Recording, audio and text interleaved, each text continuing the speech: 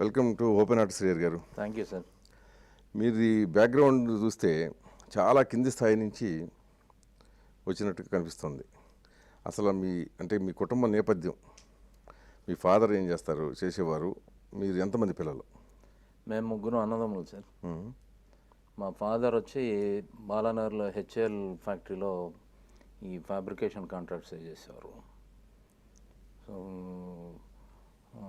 Brother ITI అయిపోయిన తర్వాత తను ఒక మోటార్ బైక్ షెడ్ అది బాలనగర్లో ఉండేది. సో మేము చిన్నప్పటి నుంచి ఇంటిల్లు పది ఆ షెడ్లో పనిచేసేవాళ్ళం. సో అట్లా ఎదుగుతూ వచ్చిన కుటుంబం మాది. అంటే బాగా మిడిల్ క్లాస్ అని కాకుండా లోవర్ మిడిల్ క్లాస్ అని పేదరికం అని చెప్పొచ్చు. పేదరికం అట్లా. బట్ మా తల్లిదండ్రులు మాకు నేర్పింది మాత్రం చిన్నప్పటి నుంచి కష్టపడటం అనేది. బట్ అది కష్టం అనేది మాకు తెలియదు సార్. సో తెలియకుండా పెంచారు అట్లా? కష్టం అని తెలియకుండా? కష్టం అనేది తెలియదు, అంటే సుఖం తెలిస్తే కదా కష్టం గురించి. ఓకే. సో మేము ఆ సుఖాన్ని కూడా కష్టంలోనే చూసాం. సో అట్లా ఎదుగుతూ వచ్చిన కుటుంబం. మీరు ఎక్కువ వర్క్షాప్లోనే ఎక్కువ కాలం మీరు చిన్నతనంలో ఉన్నప్పుడు పనిచేస్తుండేవాళ్ళు. తర్వాత కొంతకాలం ఇంటింటికి తిరిగి పాలు కూడా పోసారు. అవును. సో ఈ రెండు కూడా చిన్న వయసులోనే చేశారు. చిన్న వయసులోనే. ఆ నేపథ్యంలో అసలు సినిమా హీరో కావాలి అనే ఒక అసలు ఆలోచన రావటం, కానీ దానికి ప్రేరణ ఏమిటి అసలు? మాకు మా షెడ్ ముందే శోభన థియేటర్ ఉండేది. ఆ థియేటర్లో వచ్చే సినిమాలు కానీ, ఆ థియేటర్లో ఉన్న స్టాఫ్కి కానీ మా దగ్గర నుంచే పాలు తీసుకెళ్ళటం, ఇట్లా వాళ్ళతో బాగా రిలేషన్ ఉండేది ఆ థియేటర్ స్టాఫ్ తోటి. మాకేదైనా మార్నింగ్ షోకి ప్రాపర్గా మాకు టికెట్లు కావాలి, లేకపోతే మా ఫ్రెండ్స్కి ఎవరికైనా కావాలి అంటే మేము చెప్పంగానే ఇచ్చేవాళ్ళు. ఇవ్వకపోతే నెక్స్ట్ డే పాలు ఇబ్బంది ఉండేది. నీళ్ళు కలిపేవాళ్ళ? నీళ్ళు కలిపేవాళ్ళు కాదు, కానీ వాళ్ళకు పాలు కొంచెం ఇబ్బంది పెట్టేవాళ్ళం. సో అట్లా ఆ థియేటర్ తోటి మాకు ఇష్టం వచ్చినప్పుడల్లా ఏదైనా సినిమా ఒక గంట చూడాలన్నా కూడా వెళ్ళి ఖాళీ ఉంటే వెళ్ళి చూసి వస్తుండేవాళ్ళం. సో అక్కడ వచ్చే ఆ గిట్అవుట్లు చూస్తూ ఎప్పుడు నేను ఇన్స్పైర్ అయ్యేవాడిని. ఎప్పటికైనా నేను హీరో కావాలనేది నా 7th క్లాస్ అప్పటికే నాకు ఇదైంది, నాకు నా ఆలోచన. సో నేను హీరో కావాలంటే నేను ఎట్లా అవుతాను? మా కుటుంబం నుంచి ఎవ్వరు లేరు ఇక్కడ. సో దీనికి రూట్ దొరకాలంటే ఏ విధంగా దొరకాలి? సరే, సినిమాకి అవ్వాలంటే కావాల్సిన క్వాలిఫికేషన్స్ ఏంటి? దానికి ఎవ్వరు ఆధారం లేకుండా, ఎవరు బ్యాక్ సపోర్ట్ లేకుండా, గాడ్ ఫాదర్ లేకుండా మనం అవ్వాలంటే ఎవరి దగ్గర లేని ఒక టాలెంట్ మన దగ్గర ఉండాలి. ఎవరు చూసినా కూడా. ఏ వయసులో వచ్చింది ఆలోచన? 7th 8th లోనే వచ్చింది అప్పటికే. దాని తర్వాత ఈ బ్రూస్లీ ఇన్స్పిరేషన్. అంటే బాగా పిచ్చి అంట కదా? పిచ్చి. ఆయన సినిమాలు చూస్తున్నప్పుడు నేను గమనించింది ఏంటంటే, బ్రూస్లీ ఎంత పెద్ద కరాటే ఫైటర్ అయినా అతను జిమ్నాస్టిక్స్ బాగా తెలిసినాడు. సో జిమ్నాస్టిక్స్ ఎప్పుడైతే యాడ్ అయినాయో కరాటేకి, అప్పుడే అందం వచ్చింది. ఎక్కువ థియేటర్లో ఆడియన్స్ అతను ఎంత పెద్ద కిక్ కొట్టినా కూడా ఒక సమ్మర్సాల్ట్ చేసి ఏదైనా ఒక ఈవెంట్ జిమ్నాస్టిక్స్ సంబంధించి పిల్లి మొగ్గలేస్తూ కిక్ కొట్టడం. జనరల్ గా కరాటే అట్లా ఉండదు. అవును. సో ఇతను ఎక్స్ట్రా ఇదేంటంటే క్లబ్ చేశాడు. క్లబ్ చేయటంతో ఎక్కువ క్లాప్స్ వచ్చాయి. సో అట్లాంటి ఆర్ట్ నేను నేర్చుకోవాలనేది నా బ్రెయిన్లో పడిపోయింది. ఎక్కడికి వెళ్ళి వస్తూ జిమ్ఖానా గ్రౌండ్స్కి వెళ్తే అక్కడ గడ్డిలో ఈ జిమ్నాస్టిక్స్ అన్నీ చేస్తూ అక్కడ ప్రాక్టీస్ ఇస్తున్నాను. అతి కష్టమేదో ఒక ఫ్రెండ్ని బాక్సింగ్ చేసేవాడు, నా ఫ్రెండ్. అతన్ని పట్టుకొని జిమ్నాస్ట్ కోచ్ని పట్టుకొని నేను కూడా జాయిన్ అవుతానని చెప్పి జాయిన్ అయ్యా. జాయిన్ అయిన దగ్గర నుంచి నాకు రోజు కష్టాలే. ఎందుకంటే నేను ఇంట్లో స్కూల్ అవ్వటం, బాలానగర్ నుంచి బోయినపల్లి మా స్కూల్, బాలానగర్ నుంచి నడుచుకుంటూ వెళ్ళేవాళ్ళం. 90 పైసలేమో బస్ పాస్. 90 పైసలు బస్ పాస్ కూడా మా నాన్న గుంటోడువా గుడ్డోడువా అని కష్టపడి వెళ్ళి రావచ్చు కదా, కొంచెం దూరమే కదా, 3 కిలోమీటర్లు నడుచుకుంటూ వెళ్ళేసి వచ్చేయచ్చు, ఆ టైప్ ఇదే. మేము కూడా రెస్పెక్ట్ చేసేవాళ్ళం. అవును, వేస్ట్ కదా 90 పైసలు. ఇట్లాంటి వాడిని బోయినపల్లి నుంచి మళ్ళీ జిమ్ఖానా గ్రౌండ్, అది ఒక దాదాపు 8 కిలోమీటర్లు వస్తుంది. సో అక్కడి దాకా ప్రతిరోజు సైకిల్ తొక్కుంటూ వెళ్ళి వచ్చేవాడిని. నా పని ఉండేది కదా సార్ వర్క్షాప్లో. సో నేను ప్రతిరోజు ఈవినింగ్ ఒక 5 తర్వాత మిస్ అవుతున్నా ఇంట్లో, అది ప్రాక్టీస్కి వెళ్తున్నా. మార్నింగ్స్ మిస్ అవుతున్నా. సో వీడు వాళ్ళకి తెలియదు జిమ్నాస్టిక్స్ అంటే ఏంటి, పనికొచ్చే పని ఏమైనా చేస్తున్నాడా లేదా నేను చెప్పేవాడిని కాదు. వాళ్ళకి వచ్చే సందేహాలు వాళ్ళకి వచ్చేయి. సో ఈవినింగ్ ఏదైనా ఎన్ని తిట్టినా ఏం చేసినా కూడా మళ్ళీ 5 o'clock మిస్ అయ్యేవాడిని. మళ్ళీ వచ్చేటప్పుడు ఇంటికి వచ్చేసరికి భయం ఉండేది, ఇప్పుడు ఏమంటారు, అది అంటారు, ఇది అంటారు అని. సో అట్లా ఒక స్టేట్ ప్లేయర్ అయ్యి పేపర్లో ఫోటో వచ్చే వరకు వాళ్ళకి తెలియదు. అప్పుడు వాళ్ళు లేపి ప్రాక్టీస్కి వెళ్ళవని చెప్పి పంపించేవాళ్ళు. అప్పుడు ఎంకరేజ్ చేయడం మొదలుపెట్టారు. సో జిమ్నాస్టిక్స్లో స్టేట్ రాష్ట్ర స్థాయిలో పోటీ? రాష్ట్ర స్థాయి కాదు, నేను 8 నేషనల్స్ ఆడా. ఓకే. ఒక 2 నేషనల్ గేమ్స్ ఆడాను. ఆల్ ఇండియా యూనివర్సిటీస్ మెడలిస్ట్ నేను, ఉస్మానియా నుంచే. 2 ఆల్ ఇండియా యూనివర్సిటీస్ ఆడాను. సో ఇట్లా 86 ఒక్క ఇంటర్నేషనల్ ప్లేయర్ని అవ్వాలనేది చాలా పెద్ద కోరిక నాకు. సో సియోల్ ఏషియన్ గేమ్స్లో ఫైనల్ క్యాంప్ దాకా ఉన్నాను నేను. ఆ ఫైనల్ క్యాంప్లో మళ్ళీ సౌత్ నార్త్ అని వీటిల్లో కట్ అయ్యాను. సో అప్పటికి 86 అయిపోయింది, డిగ్రీ అయిపోయింది. నా టార్గెట్ డిగ్రీ వరకే, తర్వాత ఇక సినిమాలు ట్రై చేయాలని. సో జిమ్నాస్టిక్స్ వదిలేసాను. అప్పటి నుంచి సినిమా. ఇప్పుడు అంటే బ్రూస్లీ మీద ఉన్న పిచ్చి అభిమానంతోనే కండలు పెంచడం. అదే మన స్క్రీన్ మీద మనం ఉంటే ఆడియన్ అయి మన మీదకి రావాలి. సో మన మీదకి రావాలంటే ఒక స్పెషాలిటీ ఏదైనా ఒకటి ఉండాలి. సో ముందు అప్పట్లో చూస్తే హీరోలు కండలు ఉండేవి కాదు, ఈ 6 ప్యాక్లు గొడవ లేవు. అప్పటికే నాకు ఫుల్ 6 ప్యాక్స్. అదేనే అంటున్నా. సో అది అప్పటికి ఒక ప్రత్యేకత అయ్యింది. యాక్షన్ చెయ్యటం అంటే ఎంత పెద్ద రిస్క్ అయినా కూడా డూప్ లేకుండా చేయడానికి సిద్ధంగా ఉన్నారు. వచ్చేవాడిని. ఆ రోజు శోభనా థియేటర్ దగ్గర కటౌట్లు, వేరే హీరోల కటౌట్లు చూసి నా కటౌట్ కూడా ఎప్పుడోకప్పుడు ఇక్కడ ఉండాలి అన్న కళ్ళగంటమే ఒక చాలా పెద్ద సాహసం ఇది, ఎందుకంటే బ్యాక్గ్రౌండ్ అవును బట్టి. సో అల్టిమేట్గా అది ఒక ఆస్పెక్ట్. 2 అది ఆ కళలు కనటం అనేది పగటి కళ కూడా కావచ్చు, కానీ ఆ కళ కనటానికి దారితీసే పరిస్థితులు కొన్ని ఉంటాయి వాటిని సాధించుకోవాలంటే. మీకున్న పరిస్థితులను బట్టి చూస్తే ఏంటంటే ఇంట్లో కూడా సరైన స్థలం లేని పరిస్థితులు వర్క్షాప్లో ఎక్కువ పడుకునేవాళ్ళు కదా. అవును సార్. సో వర్క్షాప్లో పడుకునే వాళ్ళ పరిస్థితులు ఉన్నప్పుడు అంటే అంత ఒక రకంగా పేదరికం. వర్క్షాప్ కూడా ఎట్లా ఉండేదంటే అండి, చెక్కది పైన రేకులు కూడా లేవు. ఆ చెక్క పీసెస్ మధ్యలోంచి నీళ్లు గారి 3 అన్నదమ్ములు అక్కడ ఈ బెంచెస్ మీద పడుకునేవాళ్ళు. సో ఆ గ్యాపుల్లోంచి నీళ్లు పడుతుంటే మేము ఇటు పక్కకు జరిగి నువ్వు అటు జరుగు నేను ఇటు జరుగుతాను అని ఆ నీళ్లను కూడా ఎంజాయ్ చేసేవాళ్ళం. సో మీరు కష్టాలను ఎంజాయ్ చేయటం చిన్నప్పటి నుంచి ఇదేం కర్మ మనకి అని ఏ రోజు అనుకోలే. అరే ఒక డ్రాప్ వస్తుందిరా అటు జరుగు ఇటు జరుగు అని అట్లా ఎంజాయ్ చేస్తూ వాటిని స్పోర్టివ్గానే తీసుకున్నాం. కానీ మనం ఏదో ఏంటి కర్మ అని ఏ రోజు అనుకోలేదు. కానీ ఆ పరిస్థితుల్లో సినిమాల్లోకి ట్రై చేస్తాను అనుకున్నప్పుడు మీ కుటుంబ సభ్యులు కానీ మిత్రులు కానీ ఏమిటి సాహసం అనలేదా? అంటే అది న్యాచురల్గా ఎవరికైనా మన వల్ల ఏమవుతుంది, వీడు ఎక్కడికి వస్తాడా అని ఫ్రెండ్స్ కూడా. బట్ ఫ్రెండ్స్ నేను జిమ్నాస్ట్ని అయిన తర్వాత మాత్రం వాళ్ళకి వీడు ఏదో ఒక రోజు రీచ్ అవుతాడు కాన్ఫిడెన్స్ వచ్చింది. అందరూ మాత్రం ఇచ్చేసేవాళ్ళు. నేను ఫస్ట్ సినిమా చేసే వరకు కూడా ఇంట్లో మనకు అవసరమా అనే ఫీలింగ్లో ఉన్నారు. సో ఫస్ట్ సినిమా బ్రహ్మనాయుడు అనే సినిమా చేసిన తర్వాత దాసరి గారి డైరెక్షన్లో, ఆ సినిమా తర్వాత అంటే నా టాలెంట్ని వాళ్ళ స్క్రీన్ మీద ఫస్ట్ టైం నా ఫ్రెండ్స్ కానీ మా మదర్ ఫాదర్ కానీ వాళ్ళ విషర్స్ కానీ అందరు చూడటం చూసి దాంట్లో ఎక్స్ట్రాడినరీ యాక్యురేట్గా ఉండే ఈ యాక్షన్ ఫైట్స్ ఉంటాయి దాంట్లో, అవన్నీ చూసి బాగా థ్రిల్ ఫీల్ అయ్యారు. సో అందరికైతే కొంచెం పాజిటివ్ ఇది వచ్చింది, రీచ్ అవుతాడు అనేది. అంతకు ముందు నుంచే నేను ఒక ఛానల్ని ఎత్తుకుతున్నాను నేను. ఇది ఫోటోగ్రాఫ్స్ తీసుకొని ఒక ఆల్బమ్ చేసుకొని, సో ఎవరన్నా సినిమా ఇప్పుడు 10 మందిని కలిసి కూర్చొని మాట్లాడుతుంటే ఎవరన్నా సినిమా వాళ్ళు అంటే తెలియకుండా అతనికి దగ్గర అవటం, వాళ్ళ రిలేషన్ ఎవరన్నా ఉన్నారా, వాళ్ళతోటి ఏదైనా ఉపయోగం జరుగుద్దాం, లేకపోతే అట్లాంటి ఒక పిఆర్ వర్క్, అంతే పిఆర్ వర్క్ అవి చేస్తూ ఉండగా వంగవీటి మోహన్ రంగ గారితో పరిచయం అయింది. అదే ఆయనతో ఎట్లా పరిచయం అయింది? ఆయన సినిమా ప్లాన్ చేశారు, చైతన్య రథం అనే ఒక సినిమా. సో ఆయన హీరోల కోసం చూస్తున్నారు అన్నప్పుడు మా ఫ్రెండ్స్ ఇక్కడ అక్కడ తిరిగే వాళ్ళు ఉన్నారు.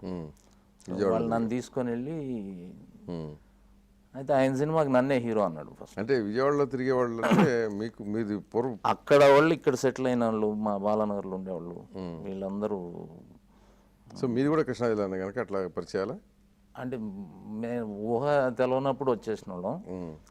బట్ ఇక్కడ ఎక్కువ ఆయన క్లోజ్ సర్కిల్ అంతా చాలామంది నాకు బాగా ఇదిగా ఉండేవాళ్ళు. నన్ను తీసుకెళ్ళడం, నా స్కిల్స్ అన్నీ చూసిన తర్వాత ఆయనకి చైతన్య రథం అనే సినిమాలోనే హీరోగా పెట్టాలనే ఆలోచన కలిగింది. ఆ తర్వాత నన్ను ఆయన తీసుకెళ్ళి దాసరి గారికి పరిచయం చేశారు. దాసరి గారు చూశారు ఆయన్ని, నువ్వు ఫస్ట్ టైం సినిమా చేస్తున్నావు, రిస్క్ ఎందుకు తీసుకుంటావు, ఈ కుర్రోడ్ని నేను ఇంట్రొడ్యూస్ చేస్తాను, నువ్వు వేరే కొంచెం సెలబిలిటీ ఉన్నవాళ్ళు, కొంచెం ఆల్రెడీ నలిగిన వాళ్ళు, మార్కెట్ ఉన్నవాళ్ళు, వాళ్ళని పెడితే బెటర్ కదా అనే ఆలోచనతో నేను ఇంట్రొడ్యూస్ చేస్తాను వీడిని అనేసరికి నా అంబిషన్స్లో నేను కన్న కళల్లో ఒకటి, నేను ఎప్పుడన్నా ఇంట్రొడ్యూస్ అయితే దాసరి గారి చేతుల మీద కావాలి. అప్పుడు అట్లా ఉండేది కదా సార్. అవును, ఆయన టాప్లో ఉండేవాళ్ళు. ఇప్పటికే అట్లాగే అనుకోండి, ఇప్పుడు ఎంత లేట్ అయినా పర్లేదు ఆయన చేతుల మీద ఇంట్రొడ్యూస్ అవ్వాలనేది ఒక ఇది నాది. సో రంగగారి త్రూ ఆ పని అయింది. ఇక అక్కడి నుంచి బ్రహ్మనాయుడు స్టార్ట్ అయితే దాంట్లో ఫస్ట్ టైం వేషం వేసింది దాసరి గారు, పిలిచి బొట్టు పెట్టి.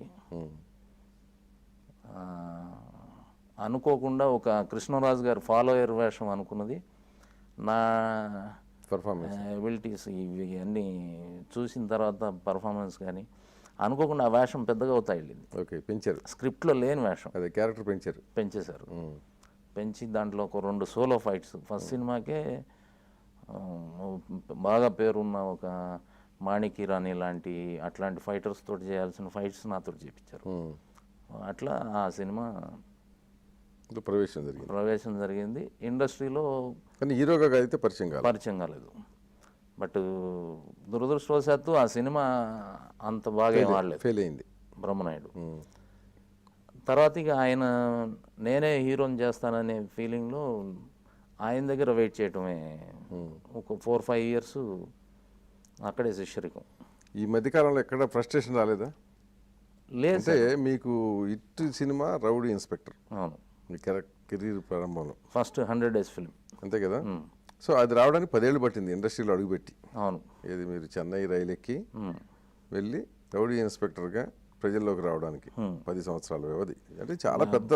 బాలకృష్ణ గారు హీరో దాంట్లో. సో చాలా పెద్ద లాంగ్ పీరియడ్ కింద లెక్క. అంటే అసలైన వయసు కూడా అయిపోయి, అంటే ఫస్ట్ షీల్డ్ తీసుకున్న సినిమా అది. అప్పటికి సినిమాలు చిన్న క్యారెక్టర్, సబ్ క్యారెక్టర్స్ కానీ ఒక విలన్ రేంజ్కి రీచ్ అవుతున్నాం. బట్ హిట్ అనేది ఫస్ట్ ఇది. అదే నేను విలన్ క్యారెక్టర్లో చిన్న విలన్ క్యారెక్టర్లో వేసారు. హీరోలుగా అవుదామని చెప్పి వెళ్ళి చిన్న క్యారెక్టర్లు వేయాలనిపిస్తున్నప్పుడు సహజంగా మానసికంగా వేదనకు గురి ఉండాలి కదా. అది వేదన అయితే పడలేదండి, బట్ నేను రీచ్ అవుతానని ఒక అది తెలియదు, కాన్ఫిడెన్స్, ఒక మొండి నమ్మకం. ఇప్పుడు ఎవరైనా మనకిచ్చిన వేషమే నేను హీరో అనుకునేవాడిని. నా వేషం, నేను బాస్ వేషం వేసిన నేనే హీరో, ఆ వేషం నాకు హీరో, అట్లా ఉండేవాడిని. డైలాగ్ చెప్పని వాళ్ళు కూడా వాళ్ళ దగ్గర మనం బాస్ వేషం వేస్తున్నప్పుడు నేనైతే ఇట్లా చెప్పేవాడిని, నాకు డైలాగ్ రావట్లేదు, డైలాగ్ రాని అతనికి డైలాగ్ ఇచ్చి ఇన్ని తిప్పలు పడుతున్నారు. ఇట్లాంటి ఎక్కడన్నా ఫీల్ అయితే ఉండొచ్చు కానీ, బట్ నిస్పృహ అనేది మాత్రం ఎప్పుడు దరికే రాలేదు. నేను రీచ్ అవుతా అనుకుంటూనే వచ్చా. బహుశా ముందే హీరో అయి ఉంటే ఇప్పటి వరకు ఇండస్ట్రీలో ఉండేవాడిని కాదేమో సార్. ఎందుకంటే ఈ చిన్న వేషాలు వేసుకుంటూ బాగా నేర్చుకున్నాను, అనుభవం వచ్చింది. అన్ని వేషాలు నేను ప్రూవ్ చేసుకుంటూ. లౌక్యం కూడా వచ్చిందా? అది పుట్టుకతోటి ఉంది. అది అంటే మీ సినిమాల్లో మీ క్యారెక్టర్ని చూస్తే మీకు లౌక్యం ఉంటుంది అనుకోరు, ఎందుకంటే గోడ గుద్దుకునే క్యారెక్టర్. సో బయట శ్రీహరి అందుకు భిన్నం. అవును. బయట జనరల్గా ఇప్పటికీ పిల్లలు నా దగ్గరికి భయపడతారు, చాలా ఆలస్యంగా దగ్గరకు వస్తారు. అదే భయపడతారు కొద్దిగా. వచ్చినాక వెళ్ళరు. అట్లాగే ఎవరైనా కొత్త వాళ్ళు ఫ్రెండ్షిప్ చేసినా కూడా ముందు అమ్మో అనే ఫీలింగ్లో ఉంటారు. తర్వాత దగ్గరకు వచ్చినాక నేను ఏదో అనుకున్నాను, ఇంత సున్నితమైన మనసు అని అనుకోలేదు, ఇట్లాంటి కాంప్లిమెంట్స్ ఇస్తారు. తర్వాత ఈ సినిమాకి అంత బాగా యాక్ట్ చేయడానికి కూడా ఎవరైనా అంత రోల్లో మనం పరకాయ ప్రవేశం చేయాలంటే అట్లాంటి మనస్తత్వం ఉన్న వాళ్ళకే ఎక్కువ ఛాన్స్ అని నేను ఫీల్ అవుతాను సార్ పర్సనల్గా. సున్నిత మనసుకి. ఎందుకంటే వాళ్ళకి అంత నచ్చితేనే అంత అవుట్పుట్ రాగలుగుతుంది. ఓకే. అది మెకానికల్గా కాకుండా మనసుతో చేయాలి, లేకపోతే మనసు ఉండాలి.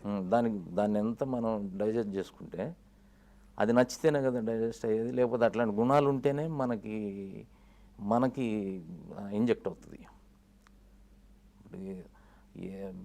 అప్పటికప్పుడే అన్ని రసాలు పలికించాలంటే, అవును. సో మనకు అది ఎంత ఇంజెక్ట్ అయితే, అప్పుడే కామెడీ చేస్తాను నేను, అప్పుడే కళ్ళెర చేసి అంటే మళ్ళీ ఆడిటోరియం గ్రిప్లోకి వస్తుంది. అవును. అట్లాంటి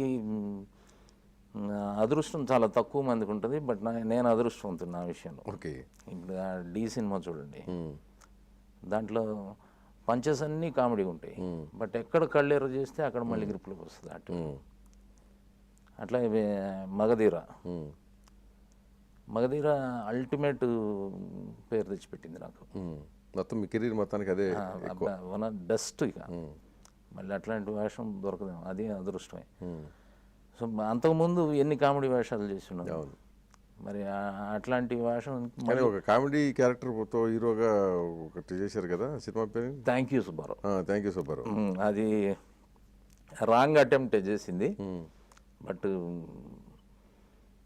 నా నుంచి అంటే ఆంజనేయ స్వామి గద లేకుండా ఎట్లా ఉంటాడో అట్లా ఉంటుంది ఆ సినిమా.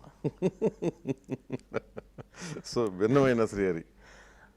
గద లేకపోతే ఆంజనేయ స్వామికి అందం ఉండదు. అదే అసలు ఊహించుకోవడం కష్టంగా ఉంటుంది. అది నా లక్ ఏంటంటే దాని ఇమీడియట్ భద్రాచలం కుదిరింది. అసలు లేకపోతే నాకు ఒక విధంగా ఎక్కువ షేక్ చేసింది ఆ సినిమా. ఏ వేషం చేసినా, ఎన్ని సినిమాలు ఫ్లాప్ ఇచ్చినా, ఆర్టిస్ట్గా నేను ఫెయిల్ కాలేదు. ఓకే. యాజ్ ఏ యాక్టర్ నేను ఫెయిల్ కాలేదు.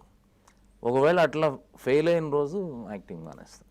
అంతేనా? అంతే. మీరు నిజ జీవితంలో పోలీస్ ఇన్స్పెక్టర్ కావాలని కొంతకాలం కలగన్నారు. అవును కదా. అంటే నేను అట్లీస్ట్ ఒక 3-4 years అన్న మా ఇంట్లో గవర్నమెంట్ జాబ్ చేసిన వాళ్ళు ఎవ్వరు లేరు. ఒకటి డిగ్రీ కంప్లీట్ చేయాలి, 2 ఇంత కష్టపడి జిమ్నాస్టిక్స్ కోసం, అంటే పండుగలు లేవు, పబ్బాలు లేవు, ఏమీ లేవు, ఎప్పుడు ప్రాక్టీస్ అంటూ దానికోసం అంత కష్టపడ్డాం. నేషనల్ ప్లేయర్ని అయ్యా. నన్ను చూసి చాలామందికి వాళ్ళు ఇన్స్పైర్ అయ్యే విధంగా తయారయ్యాను. సో జిమ్నాస్టిక్స్ ఇంత కష్టపడడం వల్ల ఏం చేయగలిగావు అని ఎవరన్నా క్వశ్చన్ వేస్తే దాంతో ఏం సాధించావంటే దాంతో నేను స్పోర్ట్స్ కోటాలో జాబ్ కూడా సంపాదించాలని ఆఫీస్ టైంకి వెళ్ళి 1-2 years అన్న చేసి ఫిల్మ్లోకి వెళ్ళిపోవాలని. నేను ఇంటర్ అయిన తర్వాత ఆఫర్స్ వచ్చినాయి. ఇక్కడ పోలీస్లో టీం ఉంది, జిమ్నాస్టిక్స్ ఉంది. సో ఎస్ఐ ఇస్తామన్నారు. లేదు నేను సర్కిల్ ఇన్స్పెక్టర్ అయితే వస్తాను.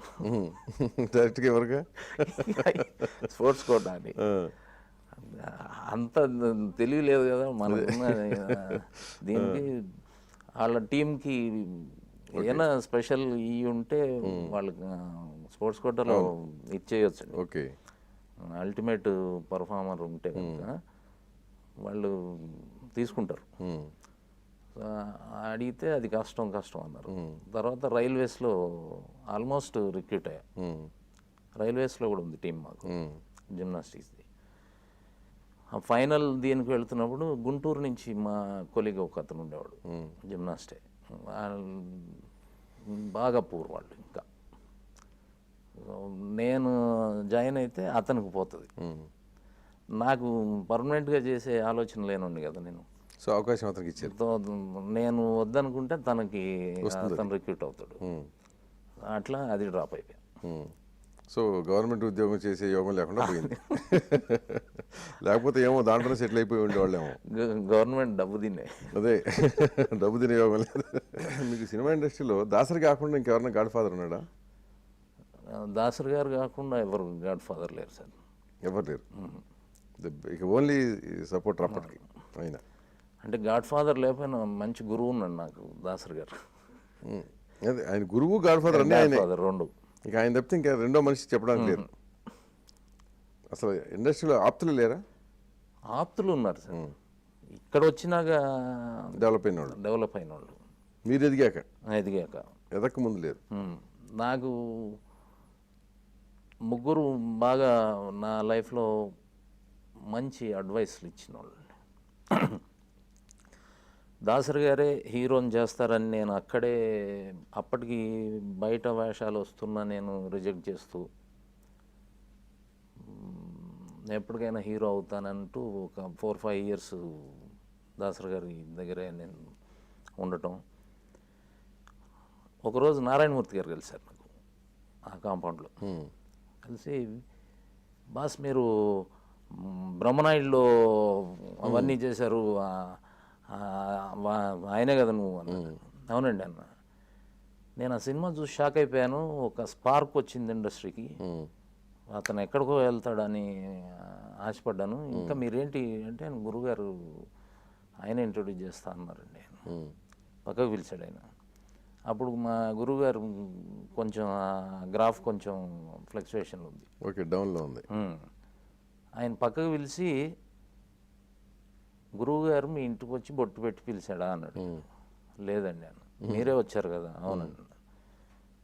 ఈ ఇండస్ట్రీ అనేది ఓషన్ అయ్యా, ఆయన ఇప్పుడు చేయటం కష్టం అని చెప్పకపోవచ్చు, ఆయనకు అది చెప్పటం తెలియకపోవచ్చు, ఆయనకు నోరు రాకపోవచ్చు, నామోషి కావచ్చు, నీ లైఫ్ పాడు చేసుకుంటావా అని అడిగాడు.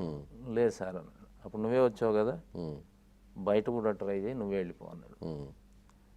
అది ఒకటి మంచి ఐడియా, సలహా బాగా ఇదైంది. అట్లాగే చిరంజీవి గారు ఇది ఇక హీరోగా ప్రమోట్ అవుతాను, అవే దానికోసమే నేను ట్రై చేస్తున్నాను అని వేషాలు రిజెక్ట్ చేస్తున్నప్పుడు ఆయన కూడా చెప్పారు, నేను చేయలేదా హరి విలన్గా, వచ్చిన రోజు అవుదువు నువ్వు, తప్పేం లేదు, వచ్చిన వేషాలు మాత్రం వద్దనకు, నీకు సర్కిల్ డెవలప్ అవుతుంది, నీకు ఆ రిలేషన్స్ పెరుగుతాయి. ఒక్కో సినిమాతోటి దగ్గర ఒక 200 మంది టెక్నీషియన్స్ తోటి నీకు ర్యాపో పెరుగుతాయి.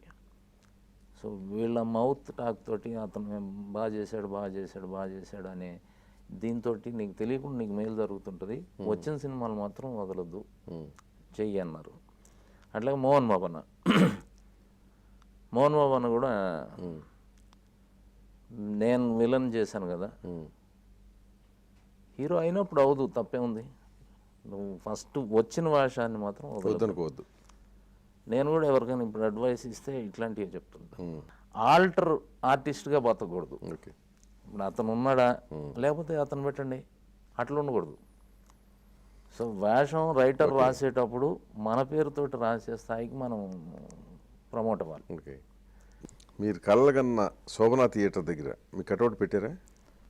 పోలీస్ సినిమా ఫస్ట్ శోభనలో ఆడించుకున్నారా? అంటే మీ చాయిసా వాళ్ళ చాయిసేనా? లేదు, అది అప్పుడు భయంకరమైన స్లంప్లో ఉందండి ఇండస్ట్రీ.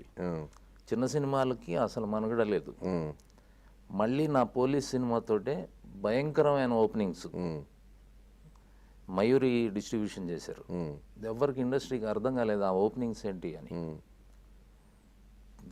విపరీతమైన రిటర్న్స్ తోటి ఫస్ట్ పోలీస్ సినిమాకి అంత గొప్ప ఓపెనింగ్స్ వచ్చినాయి. ఎవ్రీ థియేటర్ రిటర్న్స్ తోటి ఉంది హైదరాబాద్ మొత్తం ఎంటైర్ ఆంధ్రప్రదేశ్. ఎట్లా ఇంత ఓపెనింగ్స్ వచ్చినాయి, ఫస్ట్ సినిమాకే ఇతనేంటి అనే స్థాయికి డిస్కషన్స్. కానీ అక్కడ నేను అనేది ఆ కట్అవుట్ అక్కడ పెట్టినప్పుడు ఆ సినిమా రిలీజ్ అయినప్పుడు పెట్టి ఉంటారు కదా, మీరు వెళ్ళి మీరు పనిచేసిన వర్క్ షాప్ దగ్గర నుంచి చూసుకున్నారా? అక్కడ చూసా, వెళ్ళా నేను అక్కడ బయటకు వచ్చి థియేటర్లో కళ్ళు ఎగరేసి సాధించాను అనుకున్నారా? అట్లా అనుకోలేదు కానీ ఎంజాయ్ చేశాను. నా కళ నెరవేరింది. ఇది పగటికల కాదు, నిజం. అది చాలాసేపటి వరకు నేనే డైజెస్ట్ చేసుకోలేదు అసలు. నేను ఇది నిజమా, నేను ఎట్లా కన్నాను ఇట్లాంటి కళ, అప్పుడప్పుడు అనిపిస్తుంటుంది. ఇది ఇక్కడ వచ్చింది. సో ఫస్ట్ స్టెప్ ఎక్కేసాను నేను అనుకున్న సాధించడంలో అని బాగా కళ్ళమ్మ నీళ్ళు వచ్చినాయి. ఇంటికి వచ్చి నా వైఫ్ తోటి షేర్ చేసుకున్నాను. నేను ఈరోజు నేను ఫ్రెండ్స్ తోటి కూడా అక్కడ ఆ పర్టికులర్ అందరం కలుస్తుంటా ఉండే. మీరు ఎప్పుడైతే ఎవరికైతే పాలు పోసి టికెట్లు తీసుకుని వాళ్ళందరూ ఆ ప్రొజెక్టర్ ఆపరేటర్ కానీ బాబురావు అని ఒక ఆయన ఉండేవాడు, వాళ్ళందరూ అక్కడ వెయిటింగ్, గేట్ మెన్స్, ఈ బుకింగ్ క్లర్క్స్ అందరూ కూడా అందరితోటి వాటేసుకొని బాగా ఇదిగా మాటలు చెప్పి వాళ్ళందరూ ఎక్కడ లేని గౌరవం చూపెడుతున్నారు. నాకు ఇబ్బంది అనిపించింది. నేను మీ కళ్ళ ముందు పెరిగినోడిని, నాకు అంత గౌరవం ఈ అవసరం లేదు అనే నాకే ఇబ్బంది. వాళ్ళందరూ చేస్తుంటే సో నేను వాళ్ళలో కలిసిపోయా, అప్పటి శ్రీయర్ లాగానే బాగా ఎంజాయ్ చేశాను. ఫస్ట్ సినిమా అక్కడ కట్అవుట్ రావటం అనేది. సో సినిమాల్లో అంటే విలన్ క్యారెక్టర్లు వేసి తన్నులు తినేవాళ్ళు, అట్లాంటిది ఇప్పుడు తన్నే పరిస్థితికి వచ్చారు. అవును, సినిమాల్లో బయట కాదు. అంటే నాకు విలన్ వేషాలు వేస్తూ దెబ్బలు తింటూ కూడా పేరు తెచ్చుకున్నాను సార్. జనరల్గా అది కష్టం. 4 దెబ్బలు కొడితే అది తినే దెబ్బలో ఒక వెరైటీ ఫాలింగ్ చేసి, ఒక రిస్క్ తోటి కూడుకున్న ఒక గొప్ప ఫాలింగ్ చేసి నేను దెబ్బలు తింటూ కూడా స్కోర్ చేశాను. ఓకే, అది బాగా స్కోర్ అయింది నాకు. అది కూడా అడ్వాంటేజ్ అయింది. జనరల్గా తన్నులు తింటూ పేరు తెచ్చుకోవటం అనేది ఇబ్బంది. అవును. సో ఇప్పుడు ఇక్కడ ఉండగా ఇట్లా కొడితే వెళ్ళి ఆ గోడకి తగలటం అనేది అవును ఇబ్బందితో కూడుకుంది. సో అట్లాంటి రిస్క్ ఐటమ్స్ చేసేవాడిని.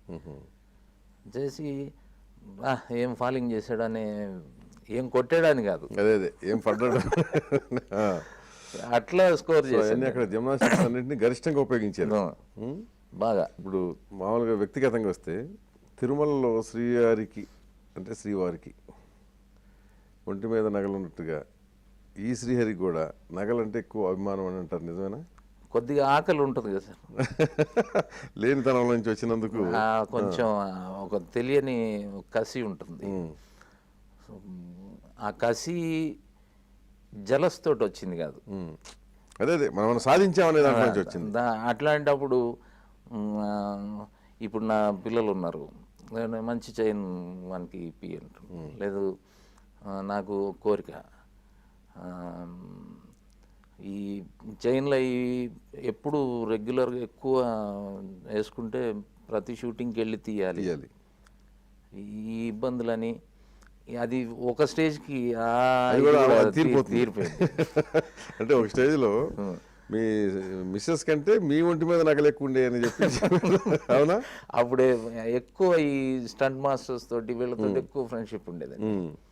అట్లా ఈ చొక్కాలు ఇప్పేసేసి వేసుకొని తర్వాత ఇక్కడ లోకల్గా కూడా ఫ్రెండ్స్ అందరూ ఈ బంగారం అది ఎక్కువ, ఇక్కడ ఉన్న యాదవ్స్ కానీ గౌడ్స్ కానీ వాళ్ళకి ఎక్కువ, వాళ్ళ సర్కిల్ ఎక్కువ కాబట్టి అది కూడా ఉంది. తర్వాత ఇండస్ట్రీకి వచ్చినాక ఫైట్ మాస్టర్స్ ఎక్కువ ఇది చేస్తుంటారు. సో అట్లా కొన్ని రోజులు ఇది చేసాం. తర్వాత ఏంటంటే ఇది గోల్డెన్ స్పూన్ ఇది అంటారు కదా, సో మనమైతే మిస్ అయ్యామని మా పిల్లలకు మాత్రం ఆ గ్లాసులు అవి అన్నీ చేపించింది నా వైఫ్. బంగారు గ్లాసులు, బంగారు ప్లేట్లు. అవి కూడా పెట్టుకొని ఒక రోజంతా ఇట్లా కూర్చున్నాను నేను. గోల్డ్ది ఆ గ్లాస్ పిల్లలకి ప్లేట్లు. ఇదేనేమో బాన్ విత్ గోల్డెన్ స్పూన్ అంటే ఇదే అనుకుంటా. అప్పుడు అర్థమైంది నాకు. మీరు అక్షర ఫౌండేషన్ అని ఒకటి పెట్టారు కదా, ఏంటి అసలు దానికి? ఏంటి, వాట్ ఇస్ ద రీజన్? నేను హీరో అవ్వటం ఎట్లాంటి నేను అచీవ్మెంట్స్లో ఉందో అట్లాగే నాకు 2 పిల్లలు, ఒక పాప కూడా ఉండింది. 2 బాబులు, అక్షర అని ఓ పాప. సో నా ఇంట్లో ఒక పాప, అది కూడా ఒక కోరికే. 2 బాబులు, కోరిక ఓ పాప ఉండాలనేది. సో దేవుడు కలిగించాడు. 4th month తను చనిపోయింది. ఓకే, అయ్యో. చనిపోయిన తర్వాత తన కోసం నేను ఒక హాఫ్ ఎకర్లో ఒక మందిరంలో కట్టి ఆమె అంటే మాకు తను చనిపోయిన ఫీలింగ్ ఉండొద్దని, మాకు బ్రతికే ఉండాలనే ఆలోచనతో శాంతికి వచ్చి ఆపరేషన్ చేసాం. మళ్ళీ పిల్లలకి ఛాన్స్ లేదు. అట్లా అనుకుని ఒకరోజు తను ఇంకా మన కళ్ళ ముందు తిరిగిన ఫీలింగ్ ఉండాలంటే ఏం చేద్దాం అని ఆలోచనలు ఉన్నప్పుడు నా వైఫ్ ఏం చెప్పిందంటే, ఇప్పటికే బోల్డ్ అంతమందికి సాయం చేస్తున్నాం, అది కౌంట్కి వచ్చేది కాదు, వాళ్ళు సరిగ్గా సద్వినియోగం చేసుకుంటున్నారో లేదో కూడా తెలియదు, ఎవరు వచ్చి ఏడ్చినా కష్టం అంటే నువ్వు తొందరగా రియాక్ట్ అవుతావు, చేస్తుంటావు. అట్లా కాకుండా ఎప్పటికీ మనం గుర్తుండాలి, మనం చేసేది మనకు కూడా ఒక ఇది కలిగియాలంటే ఏమైనా విలేజెస్ అడాప్ట్ చేసుకుందాం. ఇక్కడ ఎంత ఖర్చు అయినా పర్వాలేదు, 1-2 విలేజెస్ తీసుకొని వాళ్ళకి కావాల్సిన అన్ని వాళ్ళకి ఏం నెసెసిటీ డెవలప్ చేయటం, విలేజ్ డెవలప్ చేయటం, అది ఎంతైనా మనం ఖర్చు పెడదాం, అది పాప పేరు మీద చేద్దాం ఉంది. ఓకే, అట్లా అక్షర ఫౌండేషన్ వచ్చింది. అక్షర. ఓకే, దాంతో ఒక 3 విలేజెస్ దత్తత తీసుకున్నాం మేడ్చల్ మండలంలో. ఇది సర్వే చేసాం. ఓకే, వాళ్ళకి కావాల్సిన అవసరాలు ఏంటి, వాటర్ ట్యాంక్ కావాలంటే వాటర్ ట్యాంక్ చేద్దాం, లేదు ఇట్లా గ్రామానికి కావాల్సిన సౌకర్యాలు, వ్యక్తులకు కాదు నా గ్రామానికి కావాల్సినవి. సో వాళ్ళు సర్వే చేస్తే వాళ్ళు గవర్నమెంట్ అన్నీ ప్రొవైడ్ చేస్తుంది మాకు ఇక్కడ ఉన్న ప్రాబ్లం వల్ల ఈ ఫ్లోరైడ్ ఉంది అన్నమాట. వాటర్లో ఫ్లోరైడ్ అవి ఉన్నాయి. స్కూల్స్కి యూనిఫామ్స్ కానీ ఇట్లాంటి చిన్న అన్నీ చెప్పారు. మేజర్ ఆ ఊర్లో చిరునవ్వు మిస్ అయిపోయిందండి. ఎవరు చూసినట్లా పట్టుకుని పళ్ళు పాడైపోయి గారపట్టేసి. సో చిన్నపిల్లల దగ్గర నుంచి పెద్దోళ్ళు అయితే ఈ బోన్స్ అన్ని వంకరపోతాయి. అవును, చాలా ఇబ్బందిగా ఉంది. సో మాకు ఈ వాటర్ ప్లాంట్స్ చేస్తే 3 విలేజెస్కి 3 చేస్తే దానికి అనుబంధంగా దాదాపు ఒక 15-16 తండాలు ఉన్నాయి. సో మేమందరం నీళ్లు తాగుతాం అన్నారు.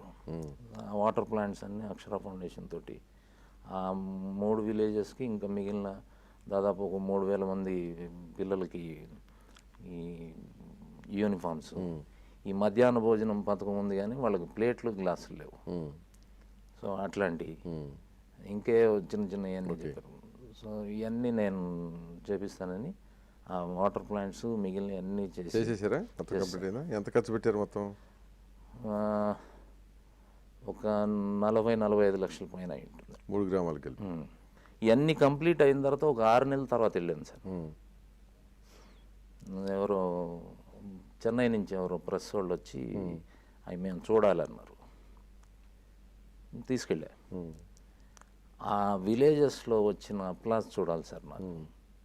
నాకు అట్లాగే ఏడుస్తున్నా విలేజ్లో తిరుగుతూ. అందరు పెయిన్స్ తగ్గిపోయినాయి 6 monthsకే. తర్వాత ఈ గారంతా పోయింది. ఒకసారి వస్తే పోతే అంత లేదు సార్, నేను గమనించాను. అక్కడ అందరు చూపిస్తున్నారు, అయ్యా దేవుడు అయ్యా నువ్వు. ఆ విలేజర్స్ నా గురించి నన్ను బ్లెస్ చేశారు. అయితే ఈ చాలరా ఈ జన్మకి ఈ తృప్తి చాలన్నంత గొప్ప అనుభూతి కలిగింది నాకు. పోతే ఒకసారి ఒక దశలో మీరు రాజకీయాల్లోకి వచ్చింటే నేను ఈ పాటికి మంత్రిని అయ్యి ఉండేవాడిని అని చెప్పాను, ఎక్కడో స్టేట్మెంట్ ఇచ్చినట్టు గుర్తు నాకు. అంటే బహుశా మీ అప్పటి ఫ్రెండ్స్ తలసాని శ్రీనివాస్ యాదవ్, అంజన్ కుమార్ యాదవ్, నాగేందర్ వీళ్ళని దృష్టిలో పెట్టుకున్నారా? కాదండి, వీళ్ళందరూ మా చిన్నప్పటి నుంచి నేను హీరోని అవ్వాలనేది వాళ్ళ కోరిక, నా కోరిక. వాళ్ళు పాలిటిక్స్లో ఎమ్మెల్యేలు అవ్వాలి, మంత్రులు అవ్వాలనేది నాకు. వాళ్ళకి తెలిసిన సర్కిల్ ఎవరైనా సినిమా వాళ్ళు ఉంటే, మా శ్రీయర్ ఉన్నాడు, మీరు ఏదైనా వేషం ఇవ్వాలి, మా శ్రీయర్ ఉన్నాడు, నన్ను ఫిల్మ్ ఇండస్ట్రీలో పైకి రావాలని ఆశపడిన వాళ్ళు. ఓకే. నేను ఎట్ ది సేమ్ టైం వీళ్ళందరూ పాలిటిక్స్లో రావాలని, నేను పొలిటికల్గా అవ్వాలనేది ఎప్పుడు లేదు నాకు. ఎప్పుడు అది ఎప్పుడైనా అవ్వచ్చు అనే ఒక ఆలోచన. మరి ఎందుకు చేరారు? మొన్న ఎలక్షన్స్లో కాంగ్రెస్లో చేరి క్యాంపెయిన్ చేశారు కదా. అంటే నాకు పర్సనల్గా రంగా గారు ఉన్నప్పటి నుంచి రాజశేఖర రెడ్డి గారు అటాచ్మెంట్. ఆయన ముందు నుంచి నేను చిన్న వేషాలు వేస్తున్నప్పటి నుంచి హీరో అని పిలిచేవాడు, వాట్ హీరో అని. సో ఆయన చేస్తున్న ఈ గొప్ప ఈ కార్యక్రమాలు బాగా అట్రాక్ట్ అయ్యాయి నాకు. సో నేను రెగ్యులర్గా టచ్లో ఉన్నా కూడా లాస్ట్ బై ఎలక్షన్ అప్పుడు పిలిపించారు రా అని. నేను ఇప్పుడు రాను, నెక్స్ట్ ఎలక్షన్కి వస్తాలే సార్ అన్న. లేదు రాను అన్నారు. తప్పకుండా వచ్చినప్పుడు అడిగారు నన్ను, ఏం కావాలి నీకు అని. నాకేం వద్దు సార్ అన్న, నాకేం వద్దు, మీరు గొప్ప పనులు చేస్తున్నారు, మీలాంటి నాయకుడితో నేను ఉంటానని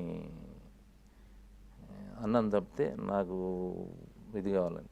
సో మళ్ళీ లాస్ట్ ఎలక్షన్కి పెడన్ నుంచి కాంటెస్ట్ చేయమన్నారు. కృష్ణా జిల్లా పెడన. నేను చేయను అన్నాను. నాకు వద్దు సార్, నేను ఎంత సర్వీస్ చేయమన్నా. అంటే ఫస్ట్ థింగ్ నేను ఇక్కడ సాధించాల్సింది ఇంకా చాలా ఉందనేది నా ఫీలింగ్. తర్వాత అటు ఇటు చేయటంతో చెడ్డ పేరు తెచ్చుకోవడం ఇష్టం లేదు. రెండు పడవల మీద కాళ్ళు పెట్టి దట్టు వెళ్ళి ఆ కృష్ణా జిల్లాలో ఎక్కడో ఒక దగ్గర చేసి నేను ఇక్కడ ఉంటూ మా ఎమ్మెల్యే కనబట్లేదు, మా నాయకుడు కనబట్లేదు అని పేపర్లలో వేసి కోర్టులో వేయించుకొని అట్లా చరిత్రలో చెడ్డోడుగా మిగలడం అసలు ఇష్టం లేదు. సో నేను నాకు ఇవ్వాలని ఏమీ ఇది లేదు. లేదు నువ్వు డిసైడ్ అవ్వమన్నారు. డిసైడ్ అవ్వటం ఏం లేదు సార్, నాకు అక్కడ వద్దు. మీకు అంత ఇది అనిపిస్తే నాకు సిటీలో ఎక్కడ చేయండి, లేకపోతే కూడా నో ప్రాబ్లం. అది చెప్పేశాను. అట్లాగే ఆయన కూడా బాగా ఫీల్ అయ్యాడు. ఆయన ఎవరైనా ఎక్కువ సెల్ఫిష్నెస్ ఉంటుంది. టికెట్ ఇస్తానంటే వద్దంటాడు, ఇతను ఎవరు అనలేరు కదా. సో ఆయన నాకు పొలిటికల్గా నా ఫ్రెండ్స్ అన్ని పార్టీల్లో ఉన్నారు, పెద్ద పొజిషన్లో ఉన్నారు.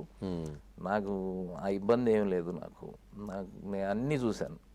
అన్నట్టు ఇప్పుడు మీరు మామూలుగా ఇంతకుముందు ఈ గ్యాంగ్తో ఉన్నప్పుడు గొడవలు పడేవాళ్ళని, అంటే పైల్వాన్ లాగా హైదరాబాద్లో. అది అంటే శ్రీనివాస్ యాదవ్, నాగేందర్, అంజన్ కుమార్ యాదవ్, మీరు అంటే మీరు గ్రూపులుగా ఉన్న కొంచెం చిన్న సైజు దాదాగిరి చేసేవాళ్ళని. అంటే చిన్నప్పటి నుంచి కలిసి చదువుకున్న వాళ్ళండి అందరూ. నాది వచ్చి నా స్పోర్ట్స్ ఫీల్డ్. కానీ స్పోర్ట్స్ ఫీల్డ్ అంటే ఇప్పుడు స్టేడియంలో ప్రాక్టీస్ చేస్తుంటే ఉన్న గేమ్స్ అన్ని గేమ్స్ అక్కడ ఉంటాయి. సో దాంట్లో బాక్సింగ్ వాళ్ళు ఉంటారు, రెజ్లర్స్ ఉంటారు, కరాటే వాళ్ళు ఉంటారు. సో వీటిల్లోంచి కొంతమంది ఈ సెక్షన్కి ఉండేవాళ్ళు ఉంటారు. సో ఈ జనరల్గా ఈ ఎక్సైజ్ ఫీల్డ్లో ఉన్నప్పుడు అసలు ఎవడేమన్నా అంటే ఒకటి కొడదాం అనే అసలు డంబులు చేస్తుంటాం. అసలే కండలు పెంచున్నాయి. అట్లా కొందరు ప్రొఫెషనల్ రౌడీస్ అయిపోయిన వాళ్ళు కూడా ఉంటారు. రౌడీలు తయారవుతుంటారు ఇట్లా. బట్ అతను రౌడీ అవ్వకముందు ఫ్రెండ్ మనకి. సో అట్లా ఒక పెద్ద స్లాట్ ఇట్లా ఆ సెక్షన్లో ఉన్న వాళ్ళు కూడా మా అందరు క్లోజ్ ఉండటంతో ఈ గొడవలు అనేది. బట్ వాళ్ళు రౌడీలు కాకముందు నుంచి ఫ్రెండ్స్ మేము. ఎప్పుడన్నా ఎవరన్నా కొట్టారా? ఈ ఇక్కడ హైదరాబాద్లో ఎక్కువ ఇంటెన్షన్గా కొట్లాడుకోవటాలు ఉండవు సార్. ఈ ఇక్కడ ప్లాన్డ్గా ఓ అని విజయవాడ టైప్లో కాకుండా అప్పటికప్పుడు ఏదో చిన్న ఆవేశంలో కొట్టేసుకొని తర్వాత ఫీల్ అవుతుంటారు. అవును, అట్లాంటివి చాలా జరుగుతున్నాయి. అవి అప్పటికే మనం కొద్దిగా ప్రమోషన్ అండి. అది కొట్లాడుకోవద్దు, సెటిల్మెంట్స్ వద్దు అని ఇట్లా సర్దటంలో ఎక్కువ ఉండేవాళ్ళం. సెటిల్మెంట్లు ఏమైనా చేస్తారా మీరు? సెటిల్మెంట్ అంటే ప్రాపర్టీస్ కదా. ఓకే, ఎవరైనా పేదోళ్ళకి ఏదైనా ఇబ్బంది అవుతుందంటే మాత్రం 100% నేను ఇప్పటికి ఎంత పెద్దోళ్ళైనా నేనే స్ట్రైట్గా వెళ్తాను. కష్టంలో ఉన్నారన్నా వదిలేద్దాం. ఇప్పటికీ చేస్తారా అట్లా? సెటిల్ చేస్తారా? నేను ఇప్పటికీ చాలా పెద్ద పొజిషన్లో ఉన్న వాళ్ళ దగ్గరికి వెళ్తే శ్రీహరి ఎప్పుడు అతని గురించి ఏది అడుక్కోడు. ఇప్పుడు రాజశేఖర్ రెడ్డి గారి స్థాయి నాయకుడి దగ్గర కూడా చిన్నోడు గురించి అడుగుతాను నేను. చిన్నప్పటి నుంచి తెలుసు సార్ నాకు, కష్టాల్లో ఉన్నాడు. ఓకే, నేను చేయొద్దు. చిన్న అతనికి ఏదో మీరు ఒక ఫోన్ చేస్తే పని అవుద్దంట అంటే నేను పర్సనల్గా వెళ్ళి ఆ చిన్నోడు గురించి చెప్తాను. సో అది ఒక మంచి తృప్తి ఉంటుంది సార్ దాంట్లో. సో ఇట్లాంటివి చేస్తుంటాం. ఎవరన్నా మా ఫిల్మ్ ఇండస్ట్రీ ఉంది, ఫిల్మ్ ఇండస్ట్రీలో బయట నుంచి ఎవరన్నా వచ్చి ఇక్కడ దాదాగిరి చేస్తే అది చేస్తే నాకు నచ్చదు. ఇది చక్కటి ఇండస్ట్రీ ఇది. వీళ్ళు కొట్లాడుకొని దాదాగిరిలు అని అయ్యని అని ఇక్కడిక్కడ వీళ్ళు ఏదైనా ఇదైతేనే ఒప్పుకోను. బయట నుంచి ఎవరైనా వచ్చి ఇది చేస్తానంటే మాత్రం నా దగ్గరకు వస్తారు. నేను చెప్తాను వద్దు, మీకు సంబంధం లేని ఫీల్డ్ ఇక్కడికి వచ్చి దాదాపు మాటలతో చెప్తారా? లేదులేండి, నన్ను బాగా గౌరవిస్తారు. నేను ఫస్ట్ ఆఫ్ ఆల్ స్వార్థం లేనివాడిని అనేది అందరికీ తెలుసు. నేను చెప్తే వింటారు. సో మీ వ్యక్తిగత జీవితం వద్దాం. మీకు అసలు అంటే మీ మ్యారేజ్కి ముందు శాంతితో మీకు ఎలా పరిచయం, అది పెళ్ళికి ఎలా దారితీసింది చెప్పండి శ్రీహరి గారు. మీ వివాహం శాంతితో మీ పరిచయం, అది పెళ్ళికి దారితీసిన పరిస్థితులు. నేను ఆర్టిస్ట్గా ఇంకా ప్రాపర్ రికగ్నైజేషన్ రాకముందే తను చాలా మంచి స్టేచర్లో, అంటే ఆల్మోస్ట్ స్టార్డమ్. ప్రతి సినిమాలో ఆవిడ డాన్స్ ఉండేది. ఒక హిందీ సినిమా ఒకటి సన్నీ డేల్ది ఒక సినిమా ఉంది, దాంట్లో ఒక సాంగ్, ఆ సాంగ్ నాకు బాగా ఇష్టం హిందీ సినిమా చూసినప్పుడు. తర్వాత మేము అనుకోకుండా దాదర్ ఎక్స్ప్రెస్ అనే ఒక సినిమా చేసాం. దాదర్ ఎక్స్ప్రెస్లో ఒక 5 విలన్స్లో వన్ ఆఫ్ ది విలన్ నేను. మళ్ళీ చాలా రోజులు ఒప్పుకోకుండా విలన్ వేషాలు ఒప్పుకున్న సినిమా అది. ఆ 5 విలన్స్తో కలిపి ఒక సాంగ్ ఉంది. దానికి ముందు నడిగర్ సంఘం అక్కడ చెన్నైలో వీళ్ళు డైలీ డ్యాన్స్ ప్రాక్టీస్ వచ్చేవాళ్ళు. బాగా ఎక్కువ మంది ఆర్టిస్టులు వస్తారు, కాబోయే ఆర్టిస్టులు కానీ ప్రజెంట్ ఫామ్లో ఉన్న ఆర్టిస్టులు కానీ నడిగర్ సంఘంలో డైలీ ఇప్పటికీ చేస్తుంటారు. అక్కడ మేము అప్పుడు డ్యాన్స్ నేర్చుకుందాం కొన్ని రోజులు అక్కడికి వెళ్ళాం. అక్కడ చూసేవాడిని. ఈ సినిమాతోటి, ఆ హిందీ సినిమా చూసినప్పటి నుంచి తెలియకుండా ఒక అభిమానం. ఈ సినిమాతోటి కొంచెం దగ్గర అయ్యాం దాదర్ ఎక్స్ప్రెస్ తోటి. తర్వాత అనుకోకుండా ఒకసారి వాళ్ళ ఇంటికి వెళ్ళడం జరిగింది. వెళ్తే బయట ఆమెకున్న పేరుకు కానీ ఆమె ఉన్న సంపాదనకు కానీ ఆ ఇంట్లో ఉన్న పరిస్థితి చూసి షాక్ అయ్యాను సార్. అంటే ఒక చిన్న రూమ్లో ఎంటైర్ ఫ్యామిలీ ఉంటున్నారు వాళ్ళు. 8 మంది అన్నదమ్ములు కానీ అక్క చెల్లెలు కానీ అందరినీ తండ్రి ఈ అమ్మాయి పోషిస్తుంది. వాళ్ళ ఫాదర్ చనిపోయిన తర్వాత వాళ్ళ ఫాదర్ చాలా పెద్ద హీరో ఆనందన్ అని, ఎంజీఆర్ సమకాలికుడు. ఓకే. విజయపూరి వీరన్ ఆనందన్ అంటే బాగా వెరీ ఫేమస్. ఆ స్వర్డ్ ఫైట్ కానీ, ఆ మజిల్ ఇది కానీ, డాన్స్ కానీ చాలా ఆయనకి ఎంజీఆర్ గారికి టఫ్ ఫైట్ ఇచ్చిన హీరో. సో ఆయన ఏదో సొంత సినిమాలు తీసి అవి తీసి ఆర్థికంగా నలిగిపోయి అట్లా ఈ కుటుంబంలో ఈ అమ్మాయి థర్డ్ డాటరు. చిన్నదైనా కూడా మొత్తం కుటుంబాన్ని వాళ్ళ ఫాదర్ చనిపోయిన తర్వాత ఈమె భుజాన్ని వేసుకొని, సో ఆ వాల్యూస్ అన్నిటితోటి అప్పుడు ఎక్కువ ప్రేమ మొదలైంది. ఓకే. అంత చిన్న రూమ్లో ఉండాల్సిన అవసరం ఏంటి? ఆవిడ అంత సంపాదించేవాళ్ళు కదా, దాదాపు ప్రతి సినిమాలో ఆవిడ డ్యాన్స్ ఉండేది. అవును. వీళ్ళు ఇంత పెద్ద కుటుంబానికి ఆమె తెచ్చినట్టు అయిపోయేది. వాళ్ళ నాన్న ఉన్నప్పుడు వాళ్ళ మేనేజర్స్ ఎవరో మోసం చేసి మొత్తం ఓవర్ ది నైట్ సినిమా కథలాగా అయిపోయింది, ఇదైంది. సో ఇంత ఇది చేస్తూ కూడా వాళ్ళు కింద పడుకొని వాళ్ళందరితోటి ఆడుకోవటం కానీ, ఆ పిల్లల్ని చూడటం కానీ, అందరు పెళ్ళిళ్ళకి ఇది చేయటం కానీ నాకెందుకో నా మనస్తత్వానికి సూట్ అవుతుంది అనిపించింది. సో నేను 10 మంది గురించి ఆలోచన చేసే తత్వమే ఉంది కాబట్టి మేము ఇద్దరం కలిస్తే చాలా బాగుంటుందనే ఆ క్వాలిటీస్ అన్నీ నాకు బాగా ఇష్టం అనిపించినాయి. సో నేను అడిగా పెళ్లి చేసుకుందామని. వాళ్ళ మదర్ తోటి అడిగి చెప్పిన తర్వాత నేను నా సొంతంగా నిన్ను ఫస్ట్ క్లాస్ లగ్జరీస్లో పెట్టగలిగిన రోజు నేను పెళ్లి చేసుకుంటా. అంటే నాకంటూ ఓ ఫ్లాట్ ఉండాలి, కారు ఉండాలి, నిన్ను ఏసీలో పెట్టాలి, సో ఇంత బ్యాంక్ బ్యాలెన్స్ ఉండాలి, ఇట్లాంటి ఆలోచనలు ఉన్నాయి నాకు. నేను ఇచ్చిన బట్టలతోటి నా దగ్గర రావాలి. ఇప్పటి వరకు ఏమేమి సంపాదించుకున్నారో ల్యాండ్స్ అయి ఉన్నాయి, అవన్నీ వాళ్ళకి ఇచ్చేసి సెటిల్ చేసేసి. సో ఇవన్నీ జరగాలంటే దాదాపు ఒక 5-6 సంవత్సరాలు అనేది మినిమం పడుతుంది. సో 5-6 ఇయర్స్ తర్వాత పెళ్లి చేసుకుందాం అన్నట్టుగానే. సో నీ కమిట్మెంట్స్ అవుతాయి, నేను కూడా అనుకున్న సాధిస్తాను.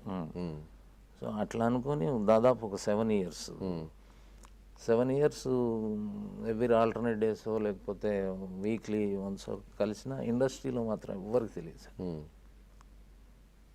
అట్లా అందరూ తెలిసిన తర్వాత కొందరు ఆలోచనలు ఏమిటంటే అమ్మాయి డబ్బంతా కొట్టేస్తాడు, ఈడు తెలియగలవాడు, ఈడు రౌడీ, ఈడు ఇవన్నీ డబ్బులన్నీ నాక్కొని పంపించేస్తాడు, ఇట్లాంటి ప్రచారం చేశారు.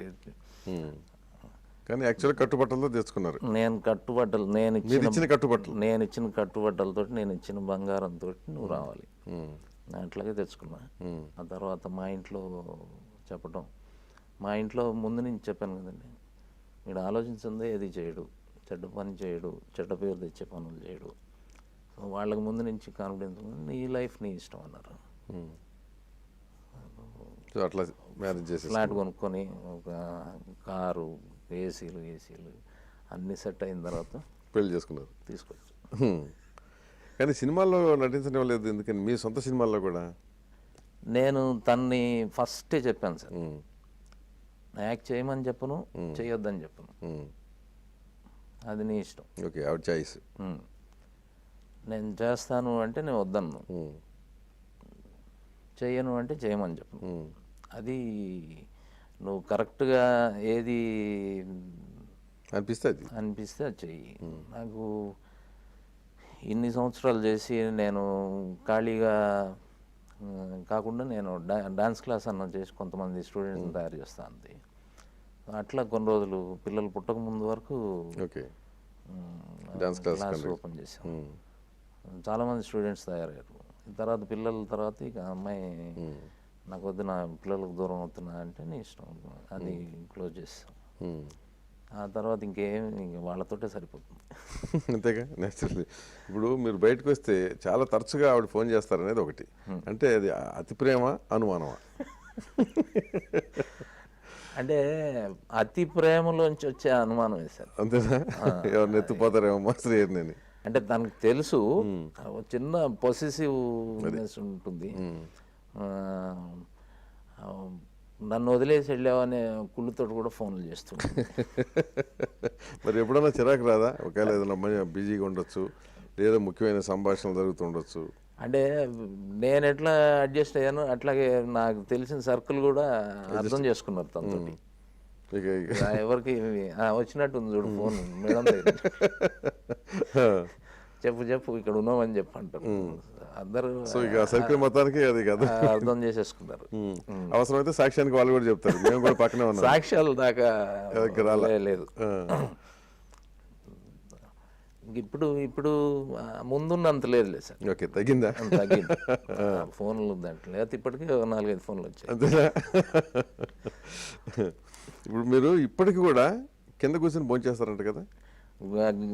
మా ఇంట్లో లాన్లో కూర్చొని కింద కూర్చొని ఎక్కడంటే అక్కడే, డైనింగ్ టేబుల్ మీద కాకుండా. ఎందుకని? అది ఎక్స్ట్రాడినరీ ఫీలింగ్ ఉంటుంది సార్. అంతేనా?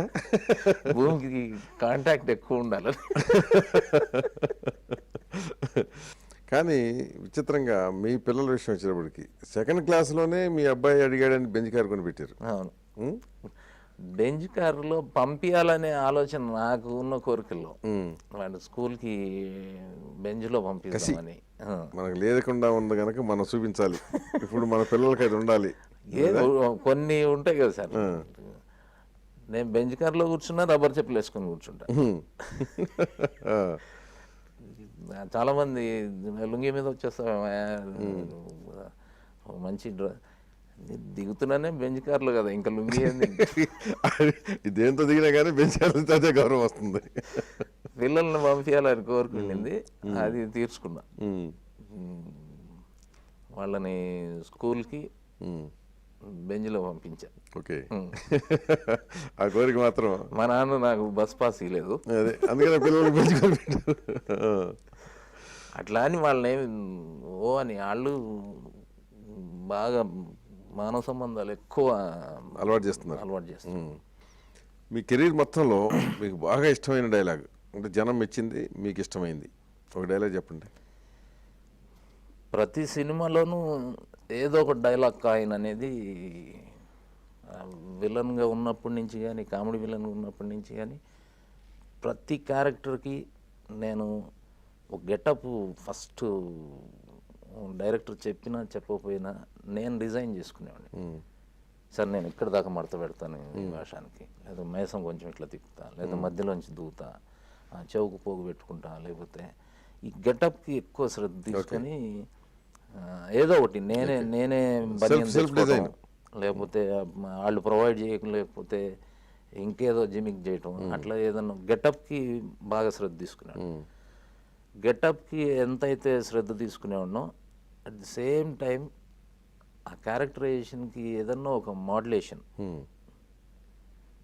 స్లాంగ్ మాట్లాడటం, ఏదో ఒక మోడ్యులేషన్ కూడా అంతే ఇంపార్టెన్స్ ఇచ్చేవాడిని. దాని తర్వాత ఒక మ్యానరిజం మాత్రం, ఫిజికల్ మ్యానరిజం పెట్టేవాడిని, డైలాగ్ మ్యానరిజం కూడా పెట్టేవాడిని. ఫిజికల్గా ఇప్పుడు ఇట్లాంటివి ఏదో ఒకటి ఇట్లా కూర్చుంటే ఇట్లా అంటాం, ఇది లాగటం, ఇట్లా అంటాం, ఇట్లాంటి ఫిజికల్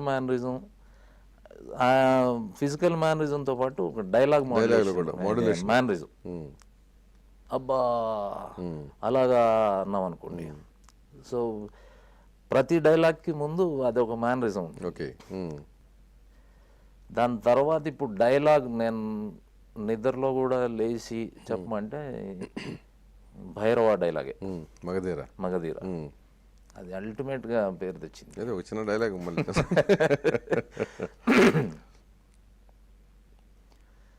భైరవ, కమ్ముకుంటున్న ఈ కారు మబ్బులు నిన్ను మింగేశాయని వెర్రవీగుతున్నాయిరా, కానీ వాటికి తెలియదు నువ్వు ఉదయించే సూర్యుడు అని. ఈరోజు నువ్వు అస్తమించొచ్చుగాక, కానీ ఏదో ఒక రోజున ఓడిపోయిన నీ ప్రేమను గెలిపించుకోవటానికి ఈ చీకటి కడుపును చీల్చుకొని మళ్ళీ పుడతావురా Bhairava. As a artist Magadheera అనేది అంత గొప్ప తృప్తినిచ్చింది సినిమా. రాజమౌళి గారు శ్రీహరితో సినిమా తీయాలంటే సపోజ్ నేనే తీయాలనుకుంటే ఎంత పే చేయాలి? నాకు రేట్ అంటూ ఏం లేదు సార్, ఫ్రీగా కూడా చేయొచ్చు నేను, నాకు ఇష్టం అనిపిస్తే. అట్లా కూడా ఉంటుందా? అవునా? నేను కొంచెం నాకు తిక్క కొంచెం ఎక్కువ, తర్వాత చూసుకుందాంలేండి అని అనొచ్చు. ఇప్పుడు అవసరాలు ఏమన్నా ఉంటే దాని వరకు కూడా నేను అడగచ్చు. లేదు బ్యాంక్ బ్యాలెన్స్ బాగానే ఉందంటే అడగకపోవచ్చు. నాతో ఆ ఇబ్బంది ఏమి ఉండదు. సో గంజి నుంచి బెంజి చూశారు. ఈ ప్రస్థానం మొత్తం మీద మీకు ఏమనిపించింది? తృప్తి ఎక్కువ శాతం సార్. అసంతృప్తి అనేది ఇప్పుడు నేను చెప్పాను కదా, ఇప్పుడు నాకు ఆ డాటర్ లేని ఫీలింగ్, అట్లాంటి ఇవి తప్పితే ఏదైనా కూడా ఇంకా నేను అనుకున్నవి రీచ్ అవుతాననేది, కటౌట్ దగ్గర ఎట్లయితే మన కళలు నెరవేర్చుకుంటూ వచ్చామో అన్నీ అట్లాగే నెక్స్ట్ ఏంటి మీది ఏమో? ఏమో ఇండస్ట్రీ ఏమో అమితాబ్ బచ్చన్ చేయాలని చూస్తుంది. అమితాబ్ బచ్చన్ గారు స్లాట్, నాకు అప్పుడే అమితాబ్ బచ్చన్ అవ్వటం ఇష్టం లేదు. మొన్న ఎవరు అంటున్నారు, నీకేమయ్యా అమితాబ్ బచ్చన్ స్లాట్ అంతా కొడుతున్నాను. ఎంఎస్ రాజు గారు తీసుకెళ్ళాము, అన్నం చేశాడు ఇండస్ట్రీకి. అందరు నువ్వు వస్తానంటే నేను వద్దంట. నా వేషాలు నేను చేస్తూ మళ్ళీ అన్నగా ఒక ఇది అవుతుంది. మధ్యలో ఫాదర్ని చేయడానికి చాలామంది ట్రై చేశారు. నాకు ఇంకా టైం ఉంది, నేను అప్పుడే ఫాదర్ని కాదు అంటే అట్లాంటి కథలు. ప్రస్తుతం